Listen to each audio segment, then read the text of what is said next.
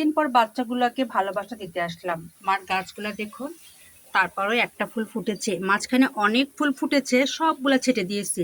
কারণ ফুল না ছাঁটলে ফুল পাওয়া যায় না, এই জন্য সবগুলো ঈদের আগে ছেটে দিয়েছি। তবে মনে হচ্ছে যে খুব শিগগিরই আবার আসবে। এই দেখুন, বোম্বে মরিচ ভালোই হয়েছে। এই দেখো সব পেকে গেছে। 6 দিন পর আমি গাছগুলোকে ভালোবাসা দিতে আসলাম। তবে গাছগুলোর অবস্থা যথেষ্ট করুণ আছে। এখন গাছগুলোকে একটু ভালোবাসা দিব। তার কারণ হলো তাদের ভালোবাসা লাগবে মায়ের।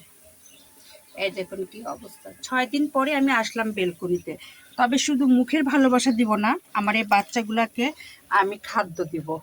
এই দেখুন, আমি এখানে কলার চুচা আছে, আলুর চুচা আছে, পেঁয়াজের চুচা আছে, রসুনের চুচা আছে। মানে ঈদের দিন আমি যা করেছি সবগুলাই রেখে দিয়েছিলাম এভাবে।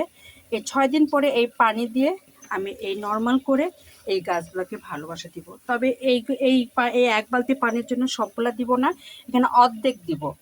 যেহেতু এখন এটা সার হয়ে গেছে, এই জন্য পুরা দিলে গাছের ক্ষতি হতে পারে। এই জন্য আমি অর্ধেক দিব, আবার এক বালতি পানি নিয়ে এসে বাকি অর্ধেক দিব। তার মানে এই পানি হয়, এই সার জাতীয় পানি হবে 1 গুণ, আর নর্মাল পানি হবে 3 গুণ। এই হলো তার হিসাব।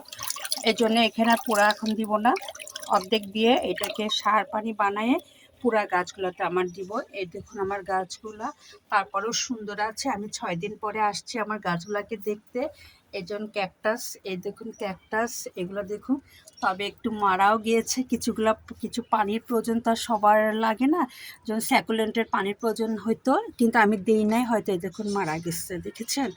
এই দেখুন বাকি গাছগুলো মাশাআল্লাহ ভালোই আছে, এই র্যাকের গাছগুলো। তারপর আমি একটু একটু সার দিয়ে যাব।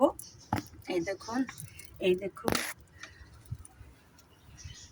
এটা তো খুব ভালো আছে। তবে এর পানি লাগবে, এরও পানি লাগবে, সবার খাবার লাগবে। বুঝে গেছি গাছগুলার। এই জন্য 6 দিন পরে আমি রান্নাঘরের কাজ কিছুটা সেরে ফেলেছি। সেরে ফেলেই আমি চিন্তা করেছি এই গাছগুলোতে পানি দিব।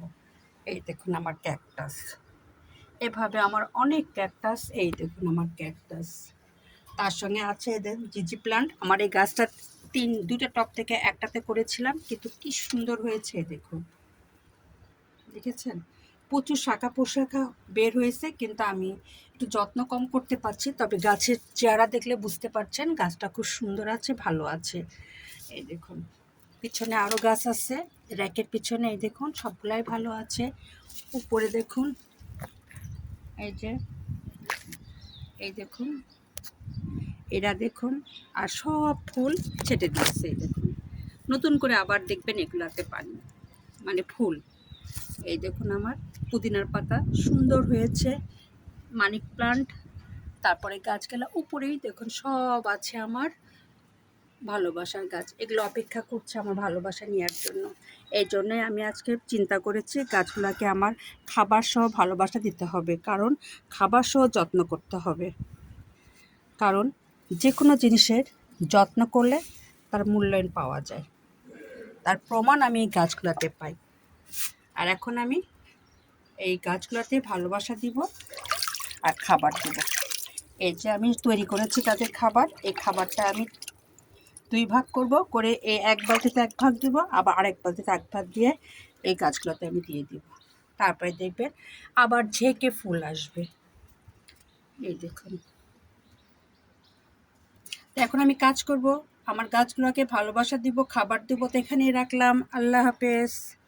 আমি ময়লাগুলো আলাদা করে ফেলেছি পলিথিনে, ময়লাগুলো ফেলে দিলাম।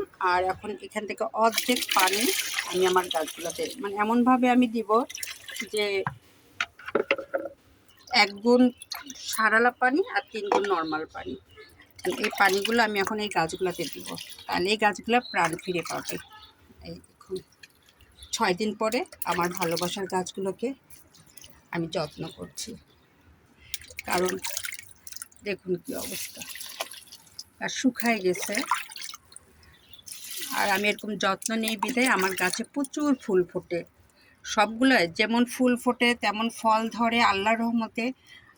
যথেষ্ট এর যত্ন হয়। যত্নের ত্রুটি থাকলে তো এরা হতো না, গাছগুলো মারা যেত।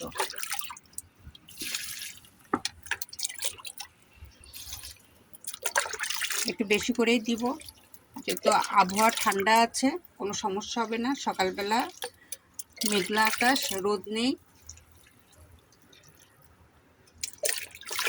রাখলাম। এইভাবে আমি সবগুলা গাছে আমার ভালোবাসাগুলা দিয়ে দিব।